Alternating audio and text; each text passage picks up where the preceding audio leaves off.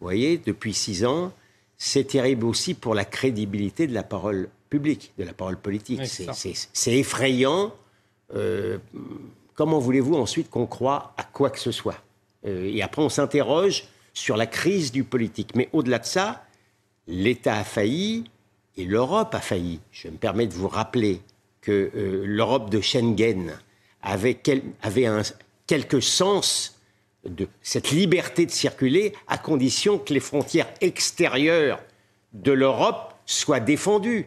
Or, vous avez vu dans quelle situation extrême, je veux dire, les chiffres parlent d'eux-mêmes, le nombre. Donc, c'est pas l'immigré qui intrinsèquement est plus nocif que le français.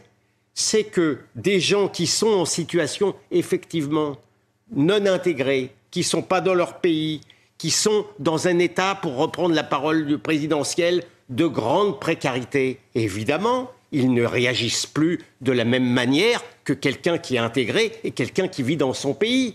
Ça n'a rien d'essentialiste, ce que je dis. Au contraire, c'est une analyse psychologique, économique, tout ce que vous voulez. Donc, refuser au peuple français, à chaque fois, pratiquement, parce que là, ce sont des enfants, mais les attentats au couteau, ils sont journaliers.